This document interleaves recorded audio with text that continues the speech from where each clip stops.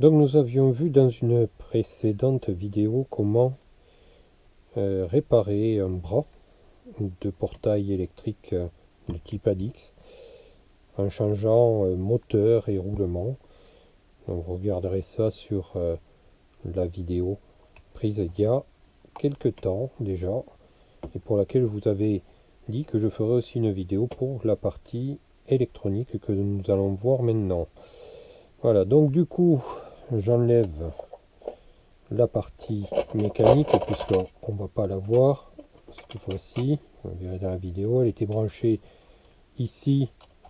Vous regarderez les plans, comment c'est branché, de manière à ce que en fait vous vérifiez cette partie-là. Ne pas brancher à l'envers, sinon le portail part à l'envers. Donc ça c'était déjà réglé dans un précédent vidéo.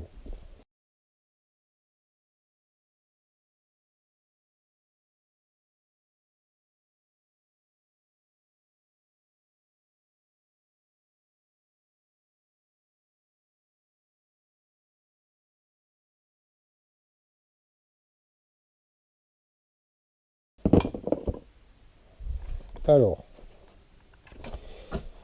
partie électronique. Donc dans le cas de ce boîtier, ces boîtiers, dont il y a un maître et un esclave que j'ai déjà ici prédémonté, en fait, d'ailleurs repéré par l'arrière, master, maître et esclave, slave. Bon, facile à repérer puisque le portail maître a un transformateur et un connecteur avec des branchements à vérifier, et la partie esclave n'a pas tout ce système là puisqu'ici on peut programmer, et on le verra par la suite.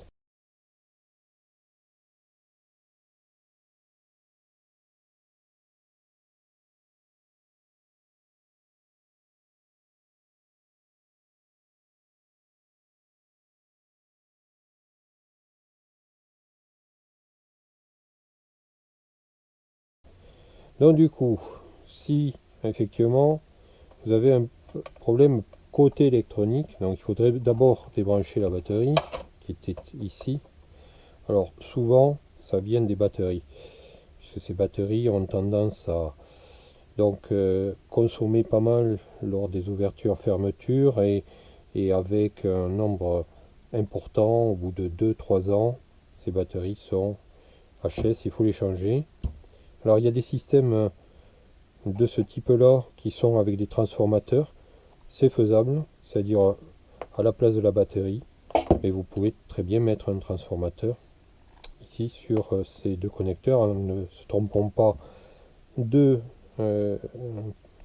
sens électriques, plus moins bien entendu par rapport au connecteur.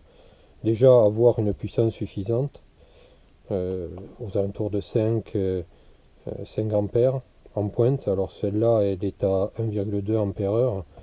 Bon, ça fait qu'il faudrait entre 5 et 6 ampères pour une alimentation continue. Alors ici nous avons le transformateur qui peut être mis à l'extérieur ou à l'intérieur.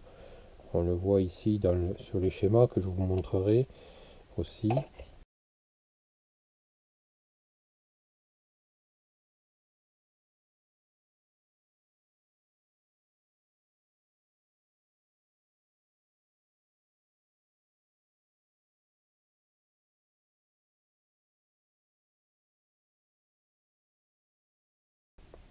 Et donc la partie que j'ai démontée qui était ici et qui en fait est la partie commande, radiocommande, qui doit être programmée identiquement entre la télécommande et ici la programmation qui est ici et ici, qui doit être identique au niveau des petits connecteurs, des petits inverseurs ici, off-on. On doit retrouver exactement la même chose d'un côté et de l'autre. Si ça ne marche pas, c'est que ça vient d'une mauvaise programmation. Bien entendu, là, il n'y a pas la pile, donc il faut mettre aussi une pile côté télécommande. Alors, cette télécommande est tout à fait reprogrammable avec de nouvelles télécommandes ou des télécommandes génériques. C'est-à-dire en fait vous pouvez programmer avec une télécommande générique que je vais vous montrer ce type de télécommande pour moderniser un peu le système si effectivement vous trouvez que ces télécommandes sont un peu vieillottes, ce qui est effectivement le cas.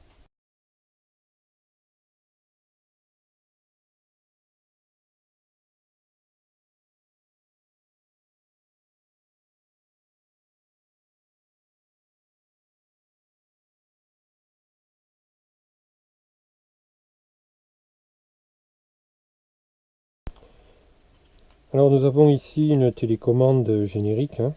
Il y en a pas mal disponibles sur des sites internet. Donc du coup, vous pouvez programmer cette télécommande. Alors bien entendu, vous êtes obligé de la garder parce qu'il y a une programmation qui doit être identique ici. Elle ne se programme pas. Elle ne récupère que les données d'une télécommande déjà programmée. Et une fois programmée, elle fonctionne très bien sur un portail qui en fait a la même bande de fréquence et les mêmes caractéristiques que vous pouvez voir effectivement sur le net. Quelle télécommande vous pouvez utiliser comme télécommande générique. Voilà. Donc du coup, il peut y avoir des pannes sur ce type de carte. Alors là, je l'ai démonté. Ça, c'est la carte maître. Et sur cette carte-là, il peut arriver que en fait, il y ait des pannes électroniques. Les plus courantes sur cette carte-là, en fait, je vais mettre le bracelet antistatique d'ailleurs, parce que je suis ici avec une carte non connectée. Voilà, donc du coup, ce type de carte, donc on reconnaît que c'est le maître parce qu'en fait, il y a la carte maître, il y a deux interrupteurs, il y a des voyants, il y a des relais, un inverseur et un relais de contact, et ici des transistors, enfin une diode et un transistor de puissance qui peuvent casser. On en voit un exemple ici, c'est arrivé sur une des cartes qui est un peu identique à celle-là, mais quand en fait un portail prend la foudre, ça peut arriver. Alors c'est dans le cas de cette carte, donc nous avons ces transistors, nous avons un microcontrôleur ici, c'est en fait un microprocesseur programmable, hein. D'ailleurs on voit la référence de la programmation.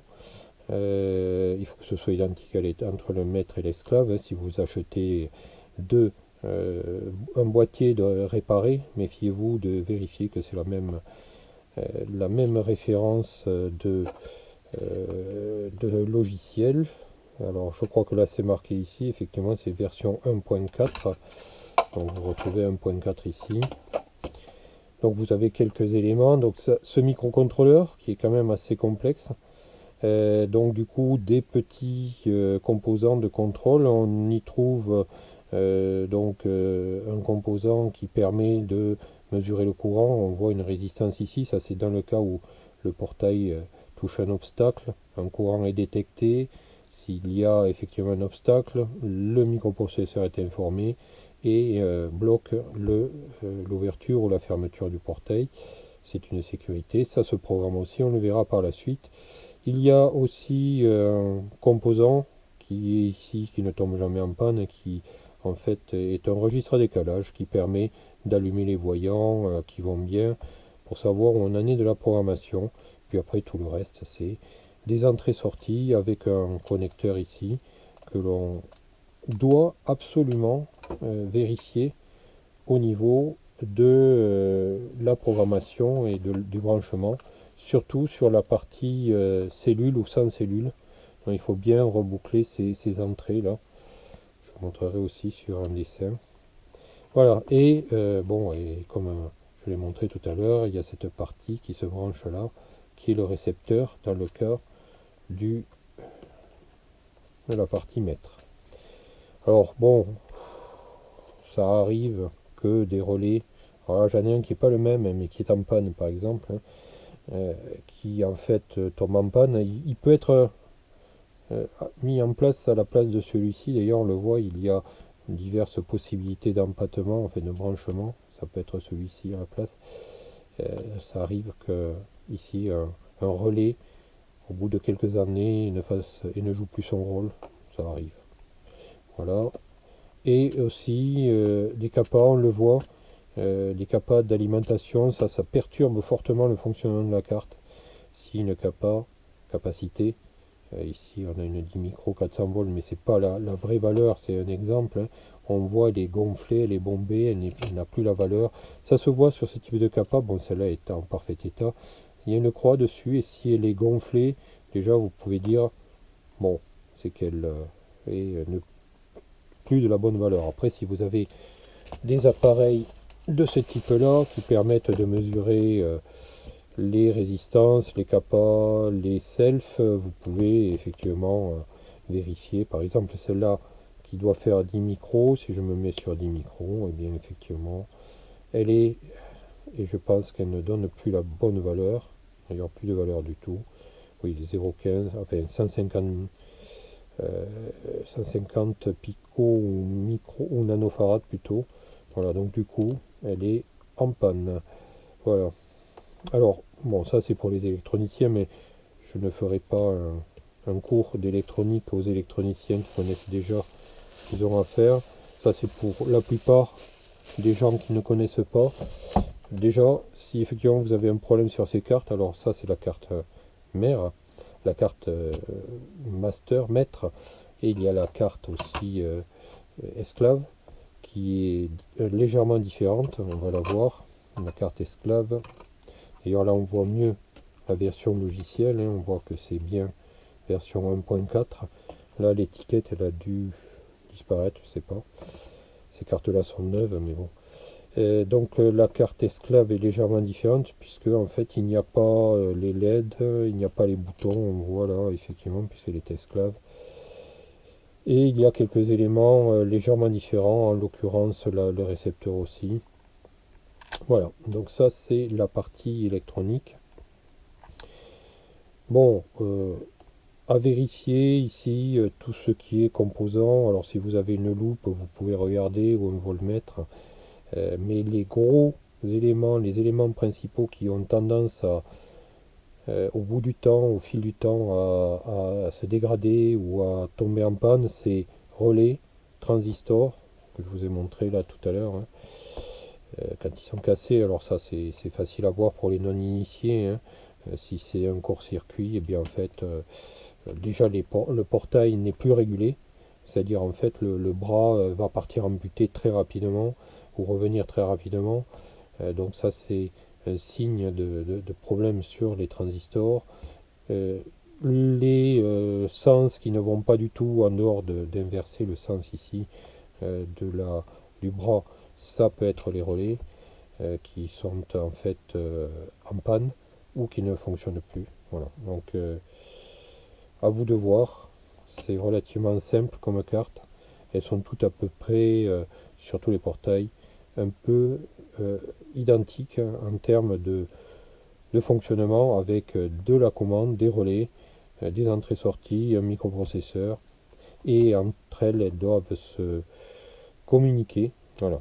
Et donc du coup, bon, on a aussi des éléments importants qui peuvent être mis à la place de rebouclage par rapport par exemple aux cellules, les cellules photoélectriques qui se mettent de chaque côté du portail, qui sont là pour quand un obstacle ou quand par exemple vous décidez de fermer alors que vous avez la voiture qui est au milieu, et bien en fait d'empêcher la fermeture du portail.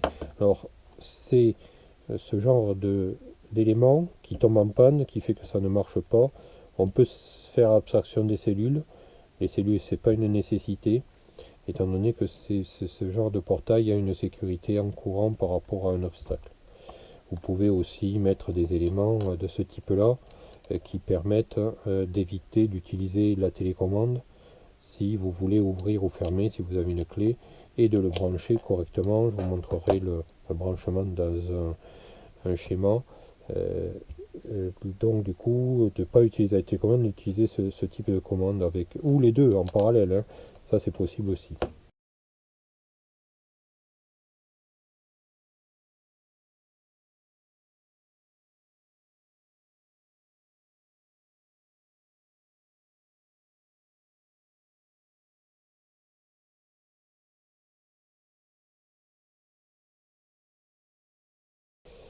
Voilà ce que l'on peut dire sur ces cartes-là, qui sont des cartes quand même relativement fiables, ce que j'ai moi sur mon portail, et qui a plus de 20 ans encore une fois, et qui fait que j'ai dû réparer principalement le bras, et une fois la foudre étant tombée sur le portail, assez bizarrement, ça a dû passer par le bras, j'ai un transistor qui a claqué.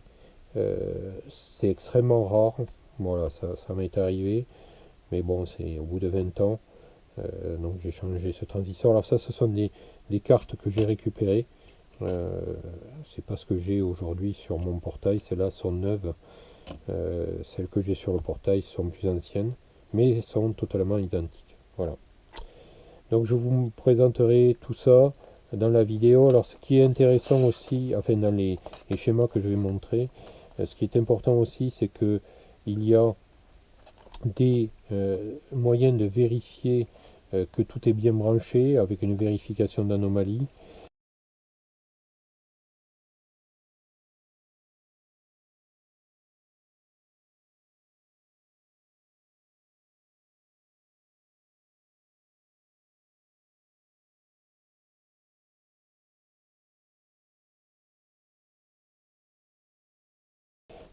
En faisant des séquences d'appui sur les boutons ici, quand on a effectivement le montage qui est donc dans le boîtier.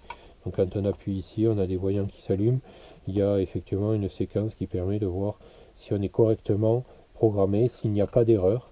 Et aussi, alors je le présenterai sur une autre page que je n'ai pas ici, la manière aussi de changer certains paramètres de programmation qui sont la vitesse d'ouverture, de fermeture, les délais entre les recouvrements.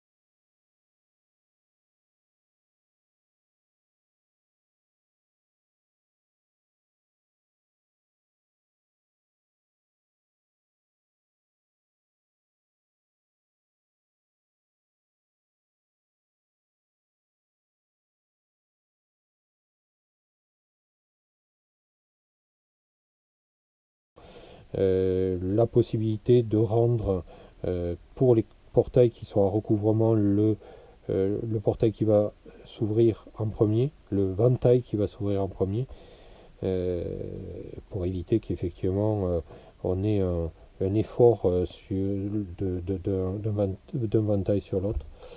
Voilà, donc du coup il y a tout un tas de petites astuces qui sont possibles par rapport à ce type de programmation.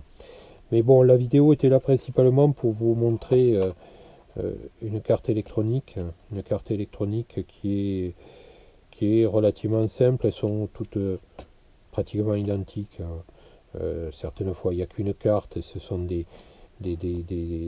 informations qui passent d'un portail à l'autre. Donc, il faut amener un câble pour aller commander le vérin qui va bien ou le bras qui va bien. Alors, ici, on est en basse tension avec des batteries qui se rechargent. Ça peut être aussi mis sur alimentation. Voilà, je vous montrerai tout ça. Donc c'est plus court que la partie mécanique. Pourquoi? Parce que là j'ai rien à dessouder, rien à montrer. C'est vrai que ce sont des composants relativement petits. Donc il faut quand même du matériel pour réparer, du type poste à souder, à dessouder. Par exemple une loupe binoculaire que j'ai ici, de manière à voir les composants qui en fait pourraient être petits et difficiles à voir avec une simple loupe, parce que bon, c'est quand même, et ça reste assez petit, les composants CMS.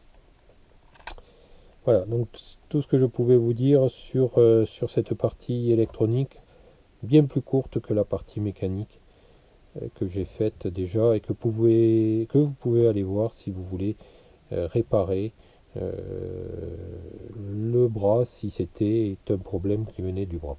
Voilà. Alors oui, pardon, j'ai oublié de vous dire, hein, il y a aussi un fusible type voiture, hein, sur la commande et le courant qui va vers le bras. 20 ampères, avant de les atteindre, c'est énorme, hein. La batterie, même en court-circuit, je pense qu'elle doit pouvoir être capable d'atteindre un pic 20 ampères, de faire claquer le fusible. Bon, c'est un truc à vérifier, on ne sait jamais. Bon, il n'y en a jamais qui ont cassé, dans le cas de tous mes essais sur ce type de portail.